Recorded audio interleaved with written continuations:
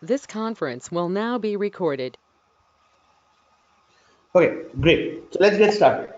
So over here we will be from yesterday's discussion, right? We had completed talking about the variable selection approach or the variable selection process for scorecards, right?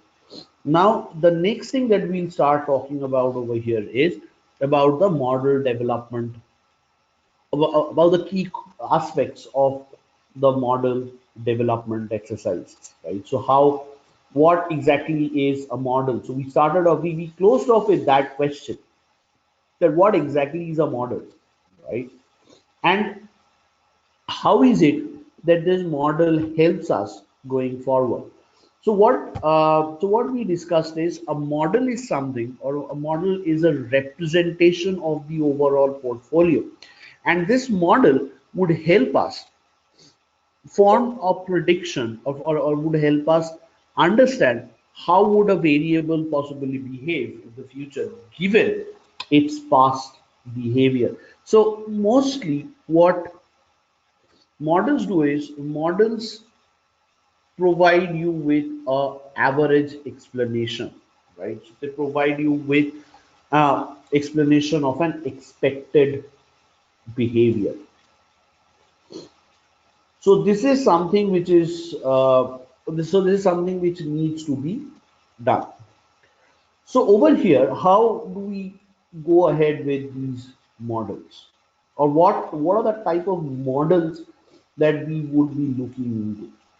Now, obviously, one of the very key models that we would be looking into is the logistic regression model, right?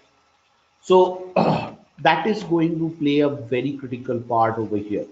The other models that we would also look into is the linear regression model. We look into the decision tree as well as we look into the survival analysis models.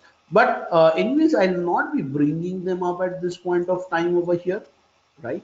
I'll just talk in brief about the logistic regression model, and from there we will move on to the model validation and the key objectives of model validation to close our discussions, right? And all these parts will be undertaken in great details when we start working with SaaS. I mean, start working with the data on the SaaS platform, right? So what we need to do over here is the most important modeling approach that we will be focusing on is logistic regression. Now, apart from logistic regression, there are multiple, so there are many other, there are many other modeling frameworks that are there. Like we have the new machine learning models, we have the neural networks, and so on. So, but however, the very basic model that we stick to is the logistic regression model. Now, what is this logistic regression, right? Or before that, what we'll try to go talk about in greater details is about what exactly is a regression, right?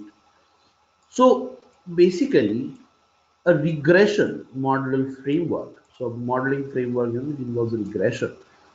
So a regression modeling framework,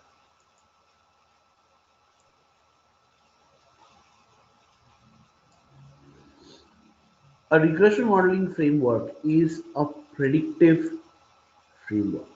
It's a predictive modeling framework. The framework is predictive in the sense that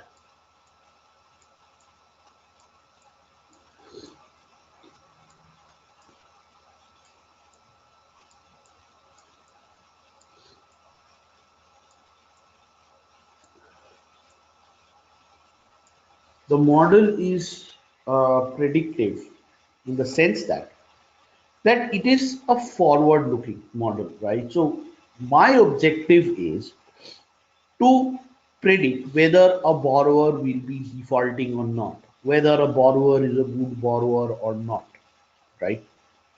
So this model, also these group of models are predictive or not depends on the way your defined variable is created. So the dependent variable that you create should be a forward-looking model, and that is where we had talked about performance merging. That is where we had talked about the next 12 months default and so on. So these models are predictive, and that means they try to model the forward-looking behavior of the dependent variables.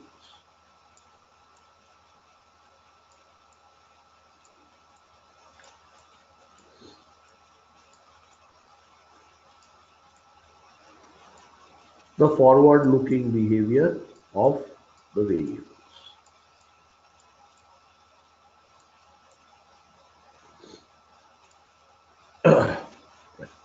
Now, if we are talking about forward-looking behavior,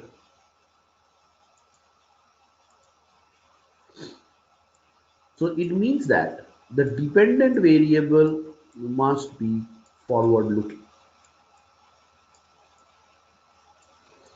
Variable must be forward-looking.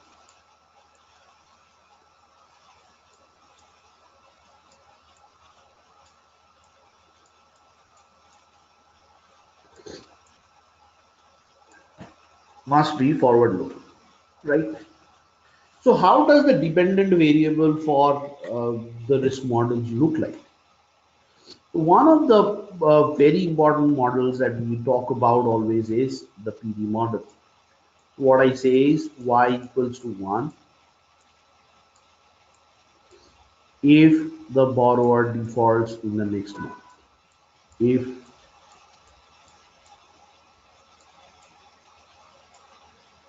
the borrower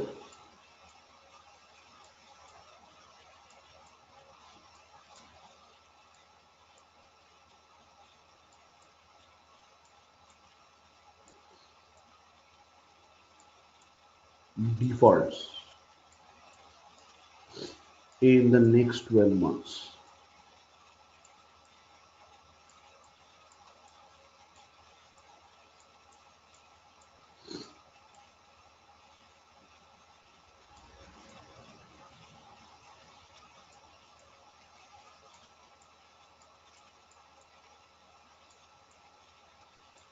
The next 12 months equal to 0 otherwise.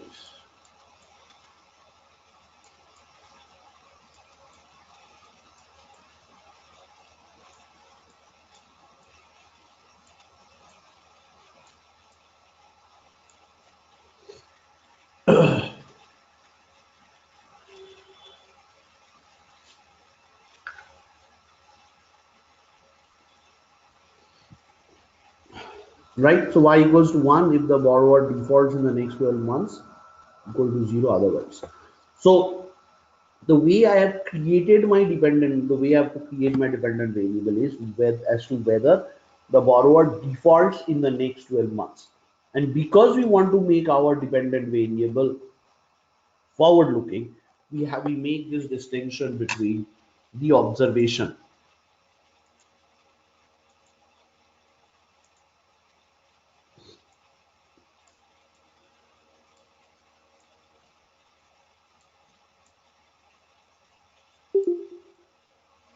The observation period and the performance period.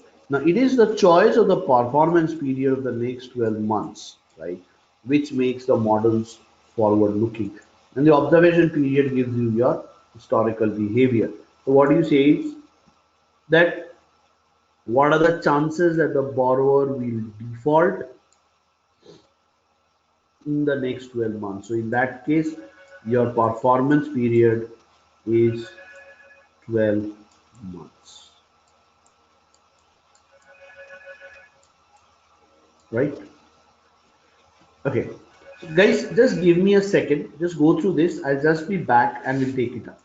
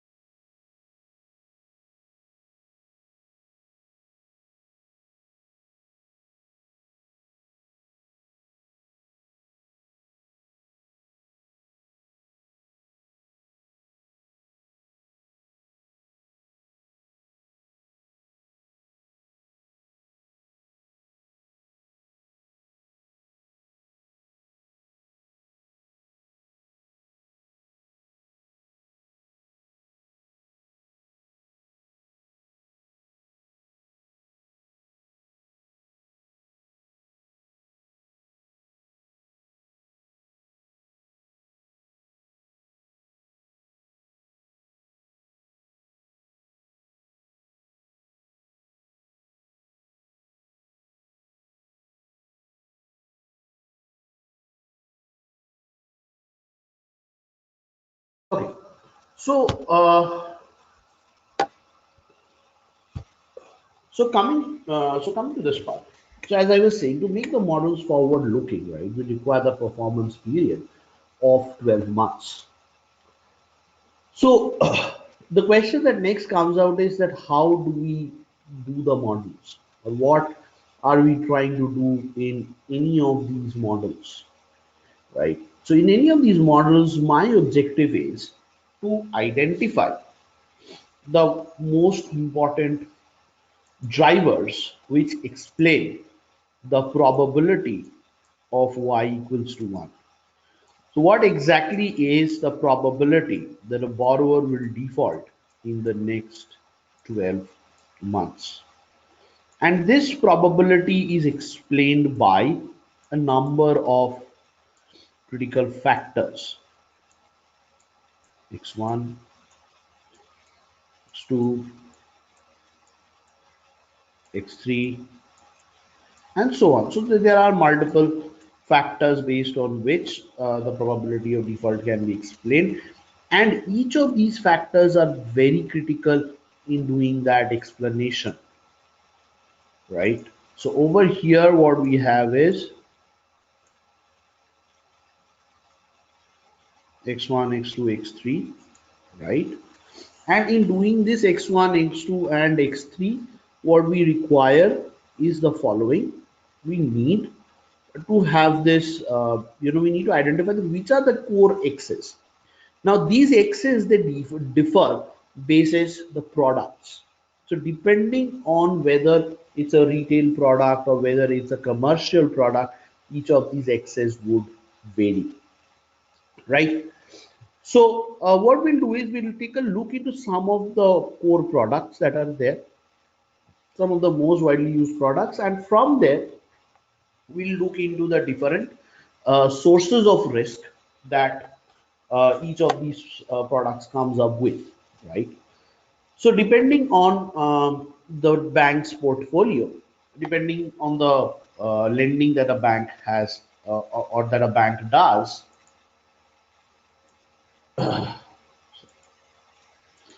the bank's portfolio or the lending books are divided into two parts. One is obviously your retail portfolio, and the other is your commercial portfolio.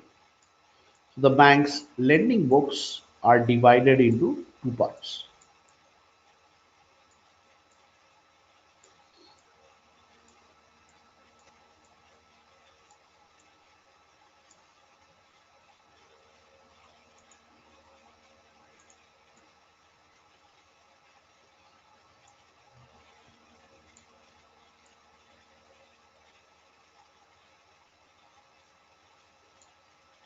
The lending books are divided into two parts.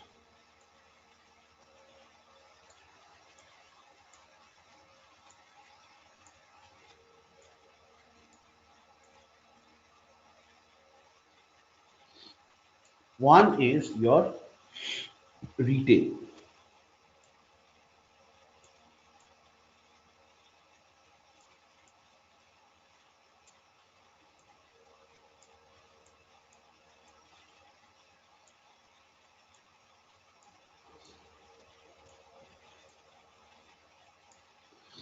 Retail.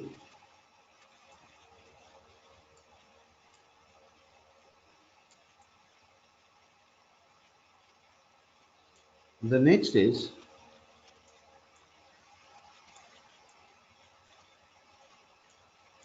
commercial, right? So over here, one is retail and the other is commercial. Now, within the retail products, there are more different kinds of products once again. One is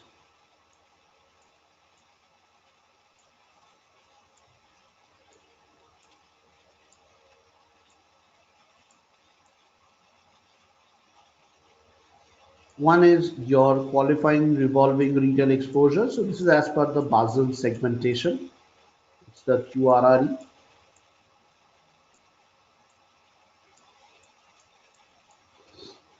The other is your mortgages and other retail.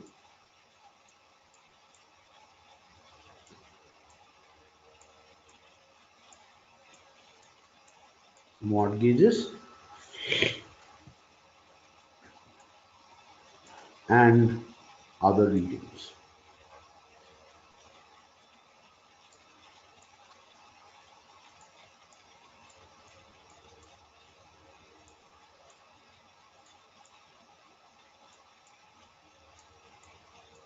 Other retail, right?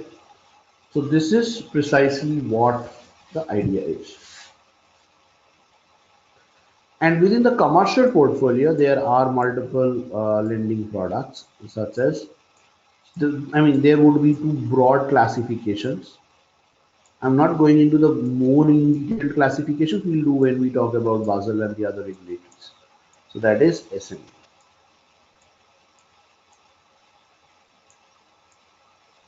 So one is the SME, or the small and medium scale enterprises, and the other is your corporates. So these are your big corporates.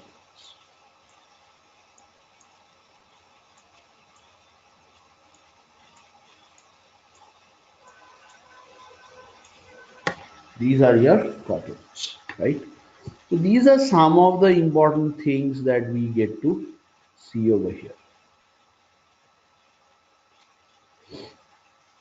So what we have is we have retail, we have commercial products, we have QRRE, we have mortgage, we have SME, and a lot of these different things, right? Now, the next part that we need to look into is that how would a model for this retail product for a QRRE look like? How would a model for a mortgage look like? How would a model for a corporate look like? Right. So as I said, that models are, or they help us assess the causality between the dependent and the independent variables, and the response of the dependent variable, response of the independent and the response dependent variable due to a change in the independent variables, right? So we need to understand that how is it that we can capture these changes in a model, number one, and then what are the key sources of risk for each of the respective products and for each of the respective products, right?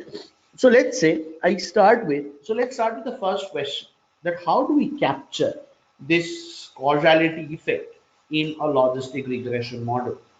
So in the last discussion, as per the last discussion, we have seen that in when we say we are developing a logistic regression model, what we are actually trying to model is the log of odds. Now, why are we trying to model the log of odds? We are trying to model the log of odds because the log of odds is a continuous transformation of the odds, right? And x1, x2, up to xk, all the variables are hence converted into their weight of evidence, which is nothing but their observed log of odds.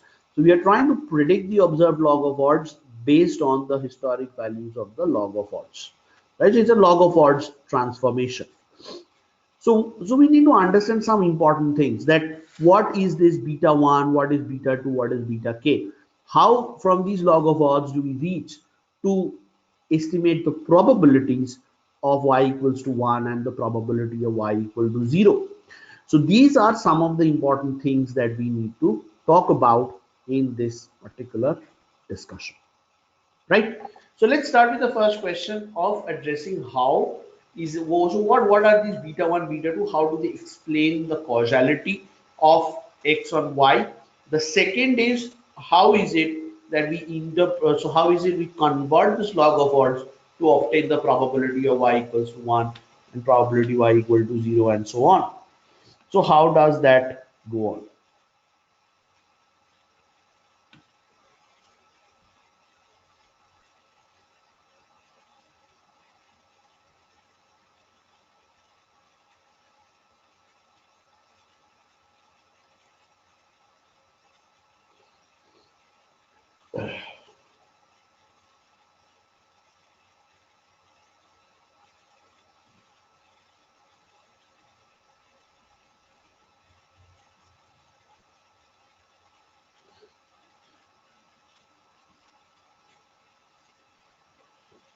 Okay.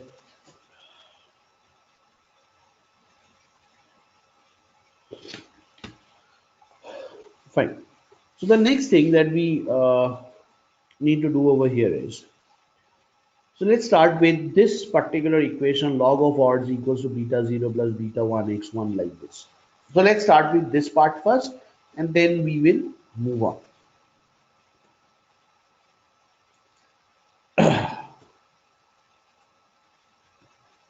Okay, let's say.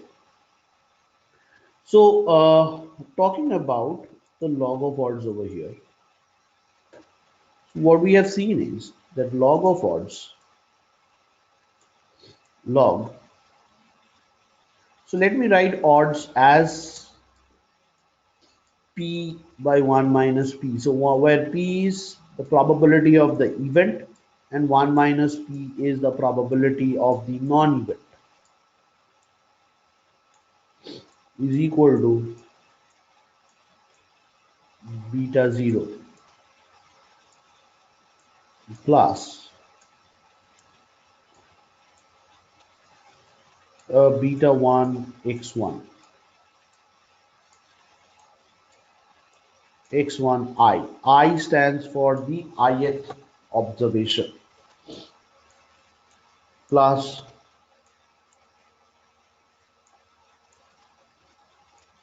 beta 2 x2 I.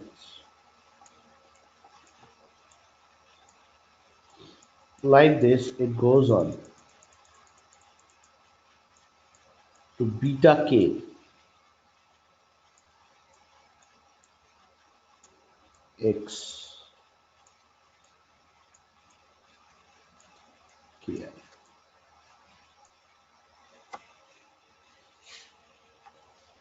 Right? So this is what the log function. So this is what the log of odds is on the left hand side. On the right hand side, I have the variables which explain this log of odds. Now, all these variables will not be explaining it, right? So there would be some significant variable, some insignificant variable. So from here, the objective of modeling is to identify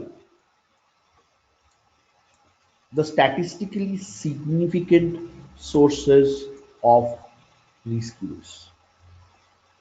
To identify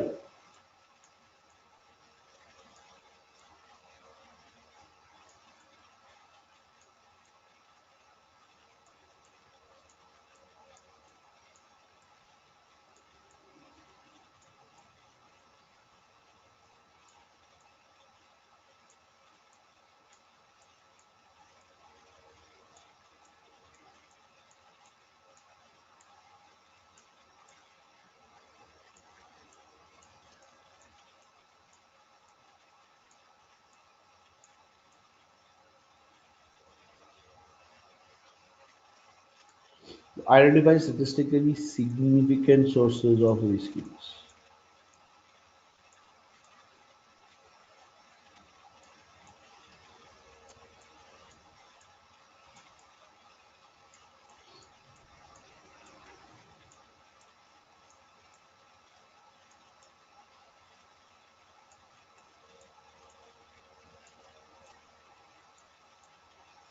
The significant sources.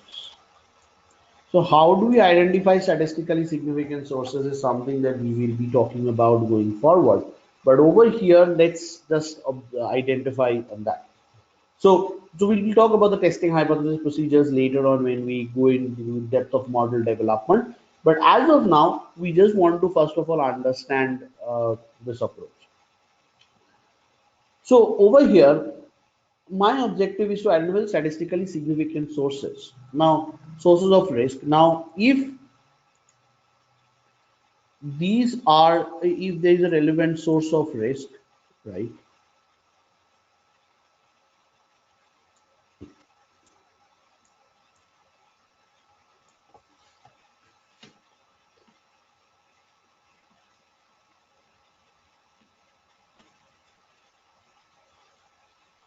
Now, if there is a statistically significant source of risk, right, that we need to explain, that we need to talk about.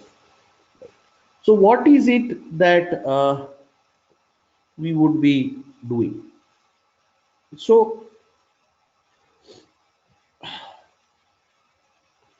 So basically, if I'm trying to identify statistically significant source of risk, then they must have a strong causality, or they must show a strong causality with the dependent variable. There must be a strong causality or causal impact between the independent and the dependent variable,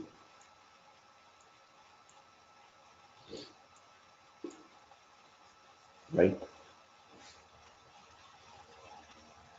So the next part that we need to look into is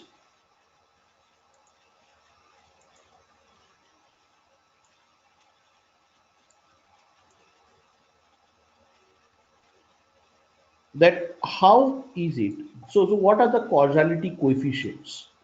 So the causality coefficients that we get to see over here are the beta i's, right? And how the next question that comes out is, how do we explain these causality coefficients? To explain the causality coefficient for a logistic regression model, we need to talk about a concept called the odds ratio.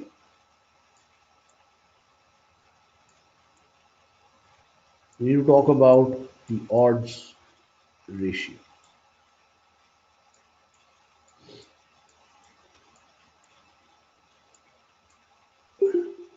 right? So the first question that comes out is that what is the odds ratio? And before we go into this odds ratio, we need to answer one very quick question, that from this part, from this log of p by 1 minus p, how do we estimate or how do we get the value of p? Because what we have created over here when we have estimated is the log of odds. Right now, from the log of odds, how do we get that value of p? Now, to get the value of p, there has to be a link function or a transformation which needs to be used, which in this case is the logit transformation.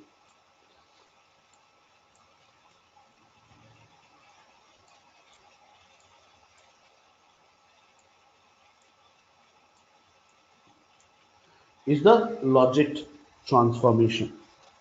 Now, the question that comes out over here is that what is this logic transformation and how do we work with it? So let's see. Let's say, just let me look into a more simplified version of this log odds equation, right? So I'm saying that the log odds over here is p by 1 minus p,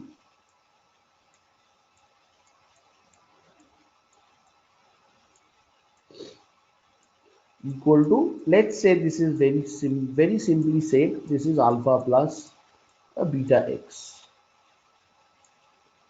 right? Now I call this alpha plus beta x as equal to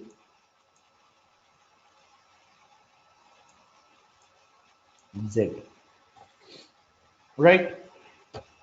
Now, so where I stand as of now is that log of p by 1 minus p is z,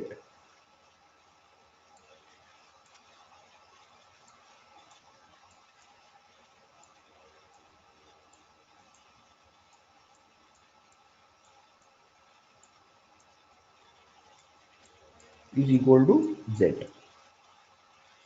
So one very simple concept over here is that p by 1 minus p is equal to e to the power of z,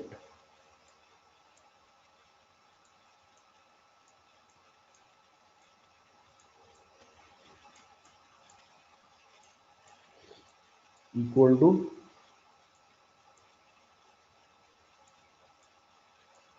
e to the power of z,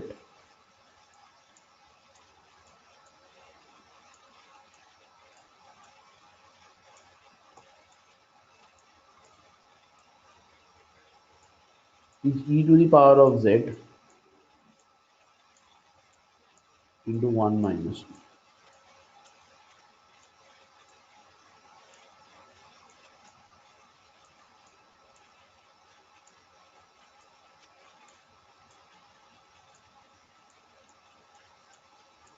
Now, when I open the brackets, I have something like this: e to the power of z minus p into e to the power of z. So if I transfer the sides, then it becomes p into 1 plus e to the power of z. And when I cross multiply it, I come across e to the power of z divided by 1 plus e to the power of z.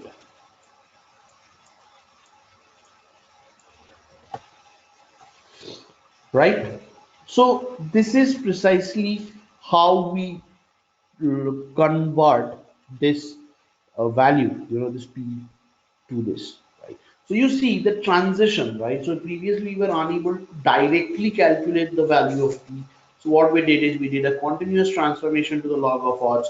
We estimated that and we linked it back or transferred it back to the probability value. Now observe that this p will always be belonging to 0 and 1,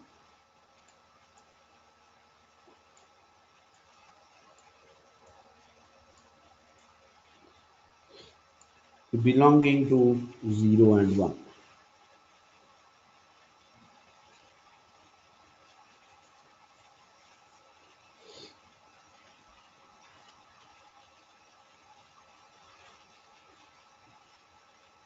right?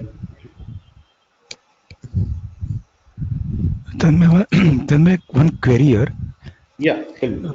So what's the rationale? Why did he use alpha plus beta x? Is it a logic regression No, or no, no, something? no, no. I did not want to use such a big expression as beta 0 plus beta 1 x19. So I just simply wrote it as alpha plus beta x. So it's the same thing. So it's the same estimation equation that you can see that I had written over here, right? It's the same equation. I just Okay. wrote it for simplification. I just wrote it as alpha plus beta x. And this p will always belong to 0 and 1, which will give me the probability of default Right? of a borrower. Absolutely. So P Okay. is the probability of y equals to 1. So let me specify this. The probability of y equals to 1. So whatever your event is, that probability of y equals to 1 is P,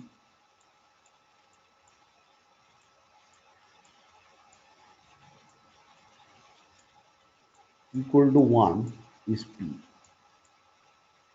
And the probability of y equal to 0 or the non-event is 1 minus P.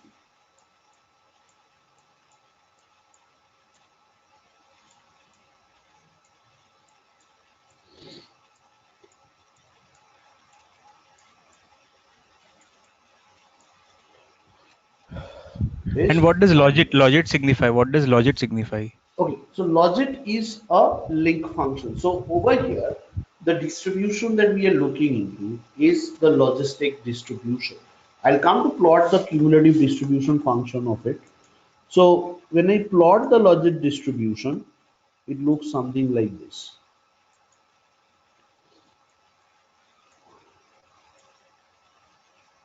So if this is the graph that I have over here,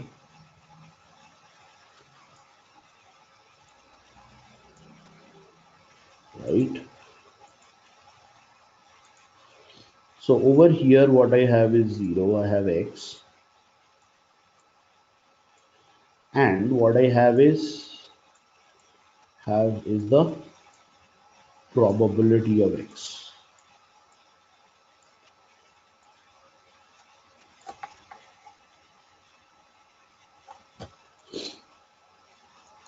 Now the logic distribution looks like an S curve. So it's something like this. So this is the low probability, and it flattens out like this. So this is one, right? Between 0 and 1.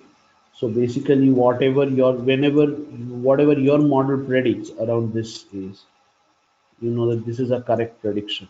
So this is whatever predictions have been made over here. So if your model is a perfect model, what it will do is it will predict all the ones over here. And all the zeros over here.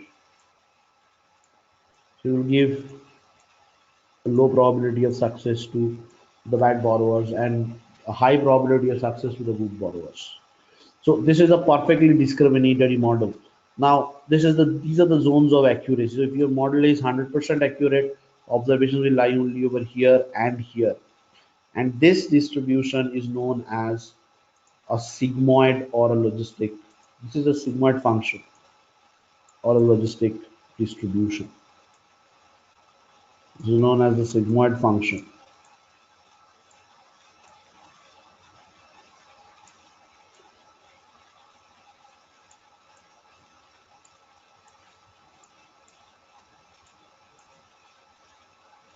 The sigmoid function.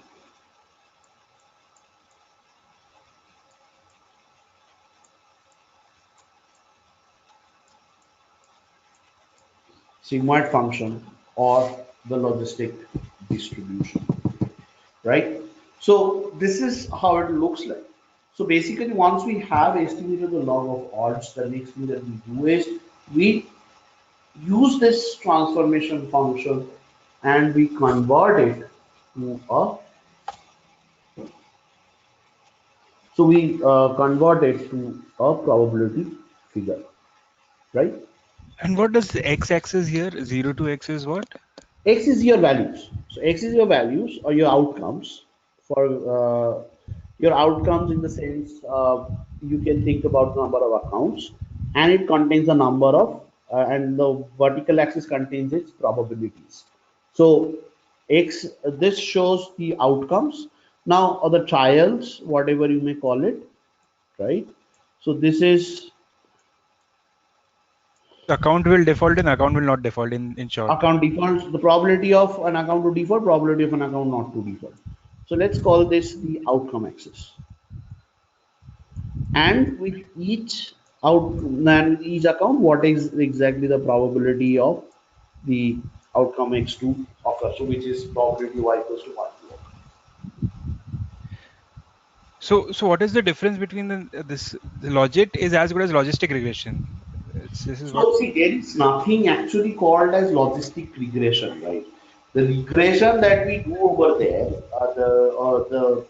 well, I mean, the generalized linear regression, or the using MLE, the estimation that we do using with log of odds on the x-axis or on the left hand side and the variable on the y side or the right hand side. So that's the equation, and the logistic is actually the transformation. So logistic, when we talk about logistic regression, right? Now logic is basically a transformation. It is not only a regression. The regression is well is it's a kind of a maximum likelihood estimation that we are doing with log of odds on the y on the left hand side and the x's on the right hand side. Now what is logistic over here is the transformation. So this logistic is the logic transformation that we have. Okay.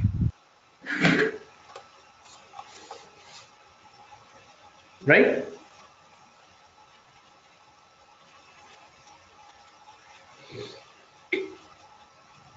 So this transformation that you are doing over here, that transformation is your logic transformation.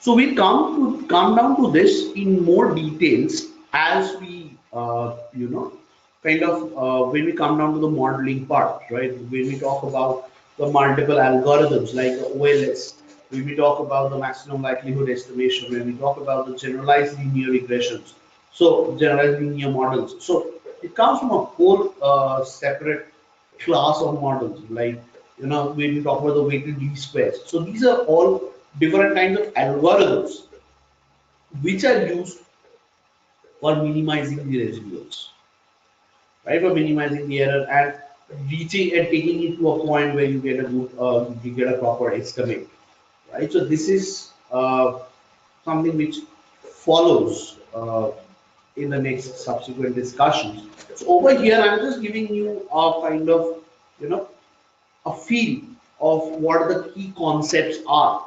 So basically what I'm trying to estimate is my log of odds. Then from the log of odds, I'm doing a transformation to reach to the probability of success, the probability of y equals to 1. It's the probability of the event. And from there, I'm also getting the probability of failure. And this is done using the logistic transformation from the logistic distribution of the sigmoid function. So the CDF, the graph is the CDF of the sigmoid function. So what's a sigmoid function in details, and also we'll come down to that as we proceed when we come to the core modeling portion. So I'm not discussing the modeling part over here right away. I will be talking about it as we go forward.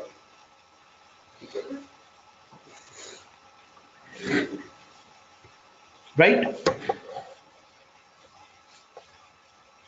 Umang? Yes, yes. Okay, perfect. So over here, so the next important question is that how do I relate these betas to the concept of causality? How do I interpret these causalities? Now, over here, interpreting the causality for a logistic regression is something different from other regression models. So to do that, we need to understand a concept called the odds ratio. So let's talk about what's an odds ratio. So we have talked about odds, right? Now, odds, as we have seen, is nothing but probability of y equals to 1 divided by the probability of y equals to 0. So odds is nothing but p divided by 1 minus p.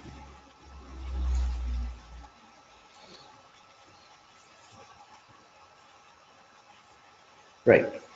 So now when I talk about p1 divided by 1 minus p, so the next thing that that comes to us is, now let's say in this model that I had written over here, this model. So alpha plus beta x, we have log of p by 1 minus p, right? Now let's say x increases by 1 unit.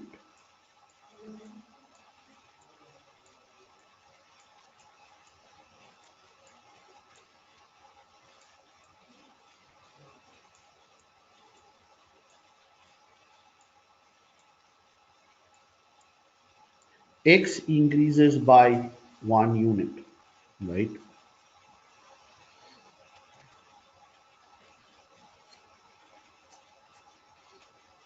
Now what we have over here is, so the question that comes out is, how would the log look like, right? So how does this log particularly look like when x has been increased by 1 additional unit, right? So this is what we need to understand. So obviously, let's say when x has been increased by 1 unit, we call this as the odds 1, and we call the initial odds as odds 0,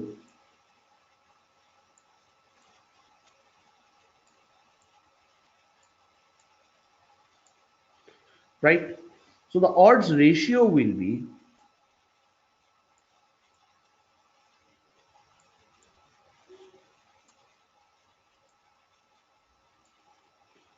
the odds ratio over here would be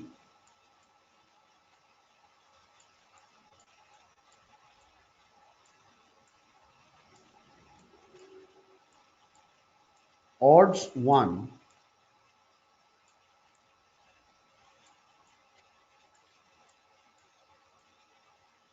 divided by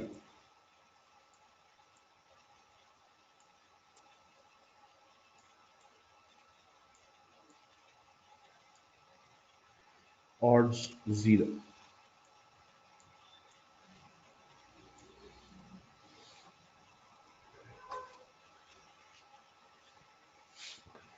right?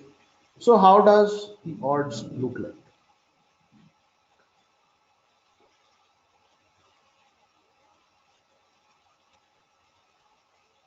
let's say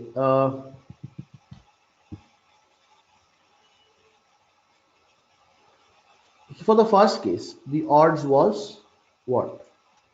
For the first case, the odds was e to the power of z. So that is alpha plus beta x. Now I'm using alpha plus beta x just for simplicity of understanding, right? Divided by the odds. Sorry, this is alpha plus beta x plus 1. And over here, odds is e to the power of alpha plus beta x.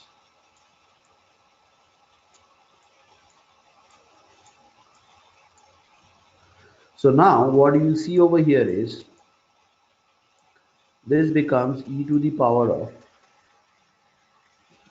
alpha plus beta x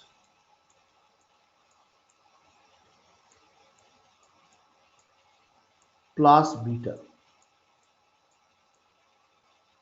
divided by e to the power of alpha plus beta x.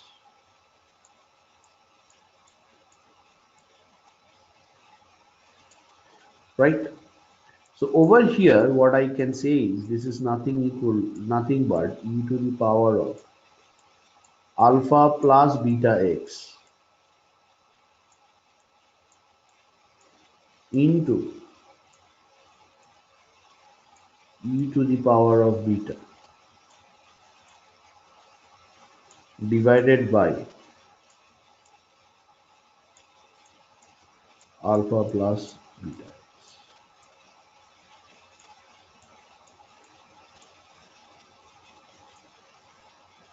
If you cancel these two, what you get is e to the power of beta. Therefore, the log of the odds ratio. So if I take the log,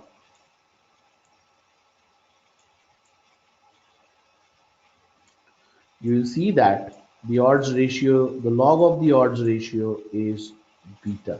So the beta is nothing but the log of the odds ratio. So when we run the proc logistic in SAS, you will see that it reports both the odds, the estimates, the MLE estimates, as well as it reports the odds ratio. That is e to the power of beta. So log of the odds ratio is beta. So what it shows is, so what beta in this case or in these models would show us is that what is the change in the log of odds if x was to change by one additional unit. So if any of the explanatory variable changes by one additional unit, what is the corresponding, what is the percentage change in the log of odds? Right? So, or in the log of odds ratio. So, by how much would the log of odds change? So, this is what the explanation of the betas is, and beta is known as the regression coefficient, or as we know it, this is the causality coefficient.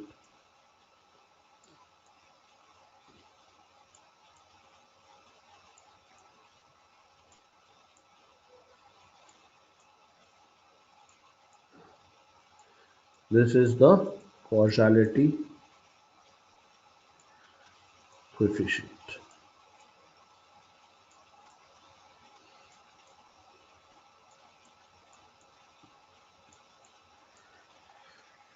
Clear? Just go through this. Just check if there are anything else that you would like to know.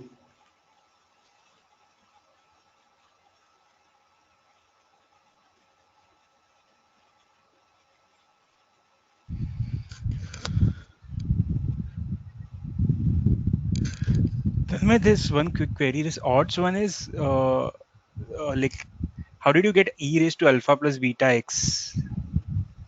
See, Co- log of odds. How did you conclude that?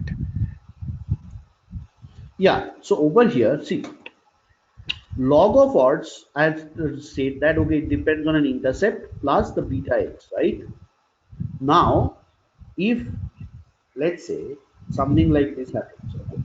So you have a function like this, y, let's say log y is equal to x, right?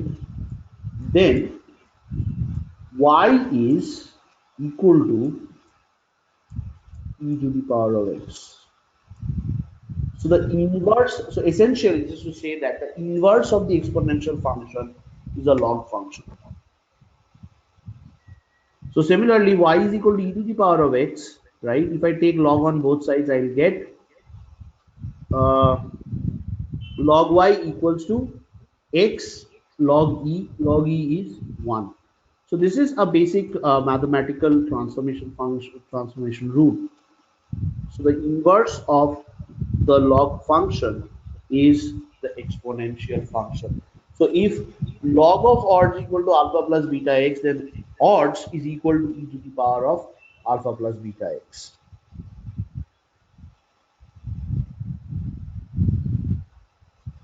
This is this is a very typical law of indices. This is a typical law of indices.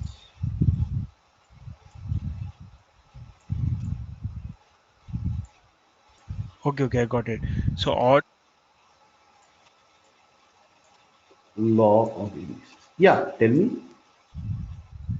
Oh, I got it. So I was so odds. The definition of odds is p upon 1 minus p. Yeah, so it is. So if you Got it, want to got it, talk, got it. if you want to, say it in a non-mathematical term, it is the law of indices is. I mean, what we could say is odds is nothing but the probability of the event relative to the probability of non-event, right? So it's the probability of the event to occur relative to the non-event,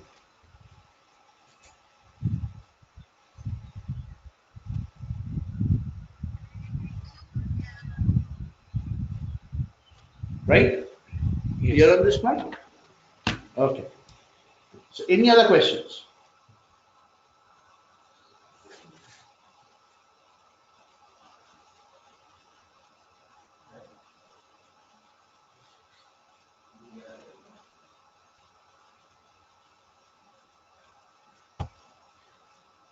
Anshul, Mranmoy, Piyush, any questions up to this point?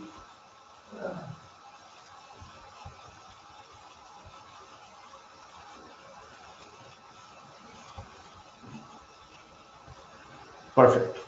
Okay.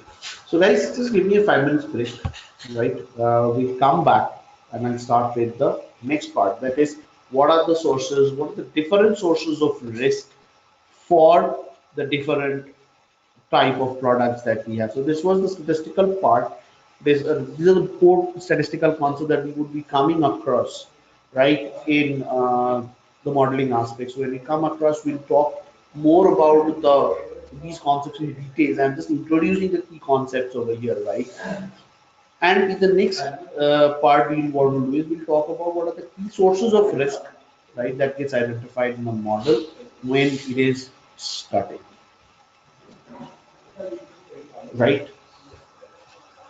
So when we are trying to define a model, how is it working or how does that go? So what are so given that say I'm talking about retail product, what are the key sources of risk? So when we are developing a model, these are the key variables which should turn out to be significant. And why should they be turning out to be significant while developing the model? So that is what our next part of discussion would be on, right? So just give me some time, just give me 5 minutes, 10 minutes time, right? I'll just be back and we'll get started off with the discussion. In the meantime, if you have any queries, just put in your queries into the chat box. You can just go through this and just put in queries to chat box. I'll come up, I'll take up those queries, and I'll move on with the next topics. Right. Thank you, guys. Just give me 10 minutes, 5 to 10 minutes of time.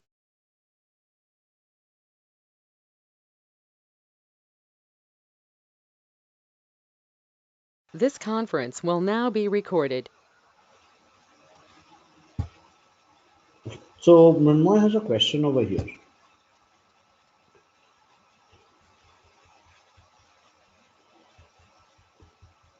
that the logit function is denoted by the sigmoid function curve. Can we explain the sigmoid function curve? So remember, when we go to the model development portion, right? When we go to the model development discussion of the model development methods, over there, yes, we will be talking about, we'll be talking extensively about the sigmoid function, logic transformation, and everything. But over here, the objective is to introduce each of the concepts, right? So the objective is to introduce each of these concepts. So I don't think there should, when I bring in, when I bring in these, the concept model development, we'll have a discussion on that. But as of now, it's outside our scope of discussion. The objective over here was to introduce each of these concepts, right?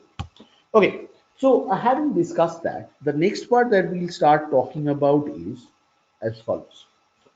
So what we'll start doing over here is that, so we look into the key sources of risk, right? That each of the different banking products would have, right? So that, when we are developing the respective models, we can be we can be precautious, or we can be cautious about the thing that those critical variables become, or are becoming significant. Those variables or some variants of those variables are becoming significant, right? So that is something that we will be working on.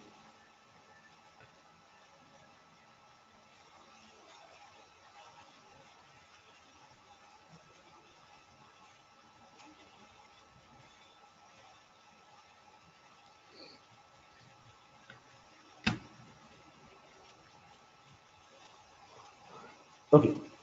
Now the next thing that we have over here is, uh, so let's take up each of these products one by one, right? So let's say, for example, credit cards, say for example, personal loans, say for example, uh, the commercial products and so on. So over here,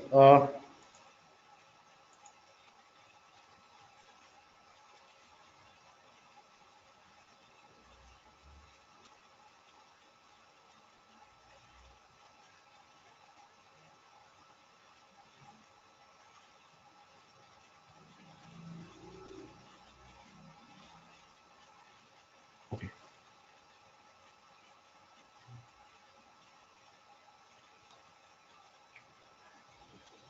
fine. So let's start talking about some of the core key credit products which the bank gives out, and let's try identify the key sources of risk associated with them. So over here, the first thing that we will start talking about is credit cards.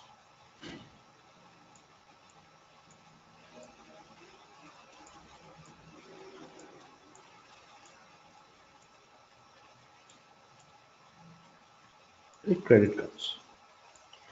So the first question that comes out over here is that what exactly are credit cards?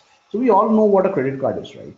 So you use that card to swipe, right? And at the end of the month, at the end of the cycle, a bill is generated. And using that bill, what you can do is you can start. So you need to pay that bill within a given date. Otherwise, interest gets charged on that, and there's a minimum amount that we need to pay, right, to avoid delinquency. So over here,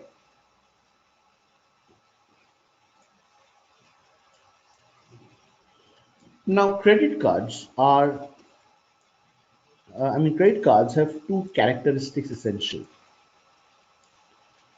One is an unsecured property. So credit cards are essentially unsecured loans,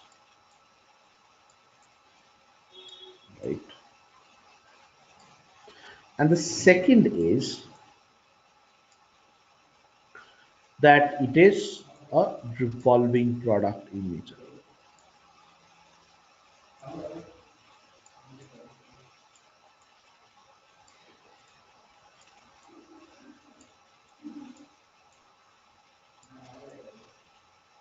It is a revolving product.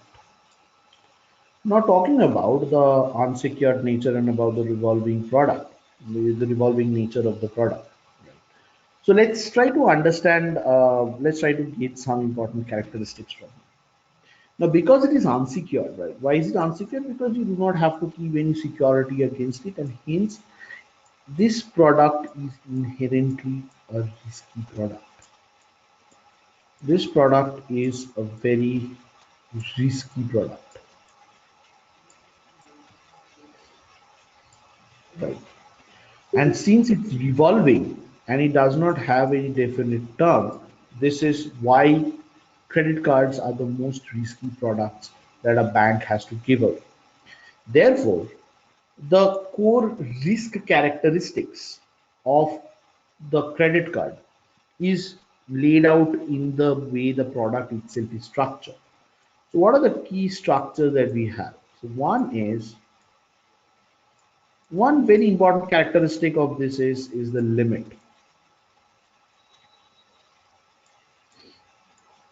Is the limit of the variable, or is the limit of the card. The next important characteristic that I have over here is the balance of the card. So what is the limit? The limit is the maximum amount of credit which is given to the borrowers. Right? So revolving is the limit. The limit is the maximum amount of the limit that the card has, right? So the maximum amount of credit that has been allowed on the card to the particular borrower is the limit of the card. The balance is the outstanding balance.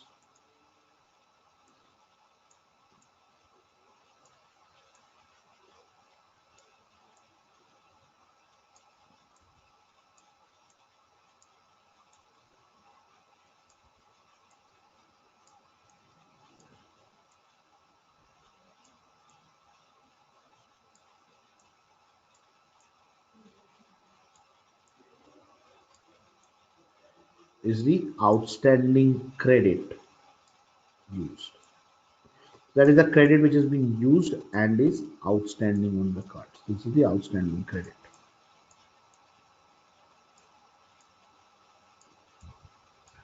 Right? And the limit on the card is nothing but the allowable limit. Now, or the allowed credit, or the maximum allowable credit.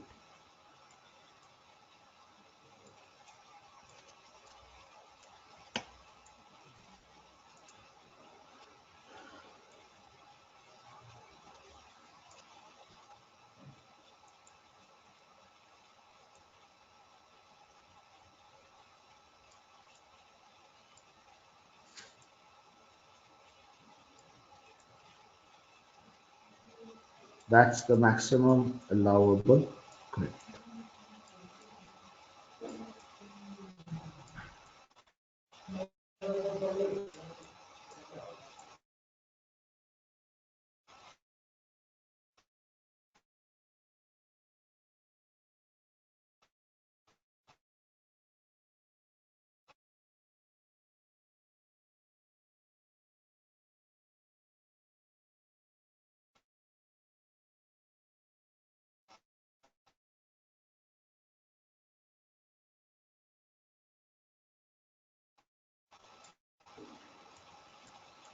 Right. So, right. So the variable which is created using these two variables, or so the variable which is created using these two variables is a derived variable and is called the utilization. So this shows the extent to which a borrower has utilized his card, right, or has utilized the credit card. So that is the part of utilization.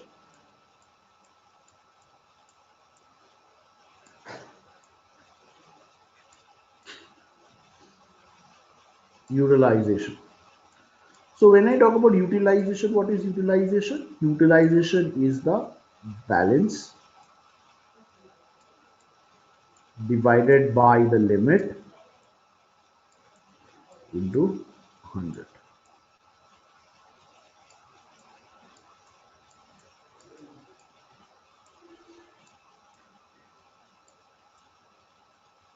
balance by the limit into 100.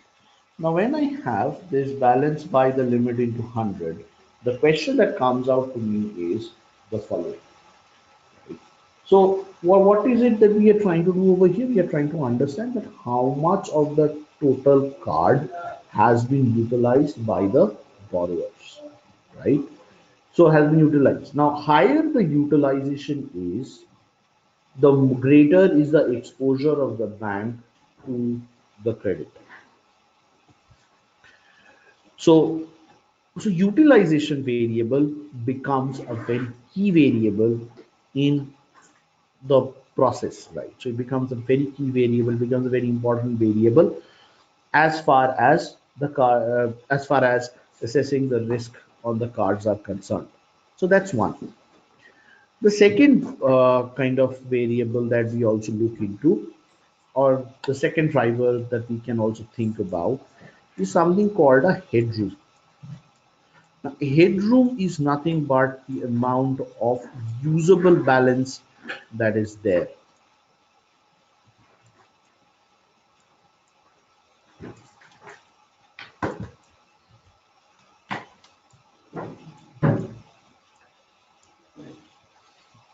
So when I talk about headroom, headroom is nothing but the limit minus the balance.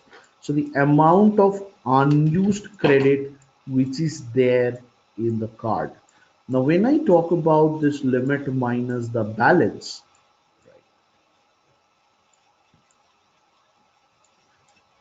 so in the headroom, when I talk about this limit minus the balance, so basically the headroom is, it shows the amount of credit which has not been utilized, still not been utilized. Right now, if the headroom is very low, then those accounts are seen to be more volatile, and balance and accounts which have historically maintained very low headroom, right?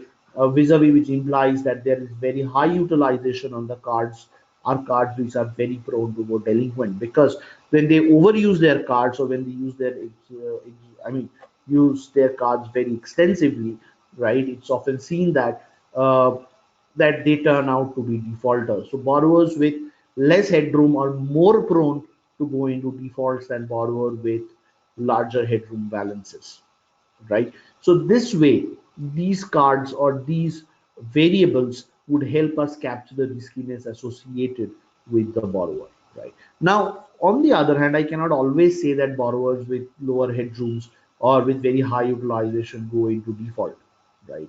Now, it may be that this guy utilizes 80% of the card and he pays back 100% of whatever he is used by the date. So therefore, the payment patterns. So the next important variable for credit card is the payment patterns. So the payment patterns are something which becomes very important for assessing the riskiness of the borrower, right? So how much of the balances has he paid back in time? So over here, another very critical variable is introduced, right, which we call the payment balance ratio. So how much of the balances that he has spent, how much of it has been actually paid back by the borrowers? So this is where the payment balance ratio comes into play, right? So the payment balance, the percentage of balance which has been paid back, is also a very important variable. Now the payment balance ratio is,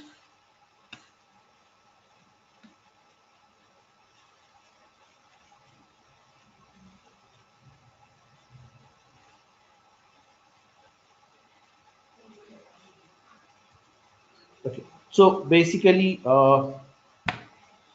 what we did over, so basically when you are looking to assess the riskiness of the associated with the borrowers with the products, right, you need to understand the key variables that are there, right, and the key variables that are there, and the key variables which would help us explain the riskiness associated with the borrower. So this is how uh, you know, so these are some of the key important sources for assessing the riskiness associated with credit cards.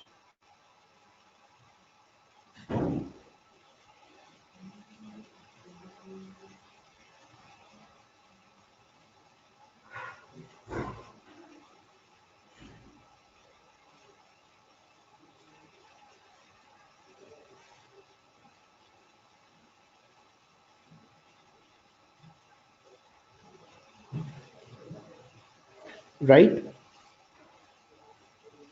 Okay, guys, so let us stop here for the day today, right? Uh, there has been a power cut at my end, and I don't suppose that the backup would be there for long. So I'm just stopping the session here today. Also, just a quick thing that I would not be conducting the IFRS 9 workshop today, right? Rather, we will have two sessions of the workshop next week, and I'll send out a mailer for that, right? Actually, I've not been keeping well since yesterday evening, so just excuse me for this week. We will have two sessions next week to make up for the loss of this session. Thank you, and let's carry on with CRM next week onwards.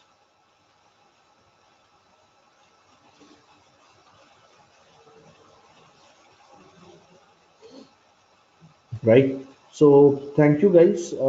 Thank you for your time. Enjoy your weekend, whatever is remaining.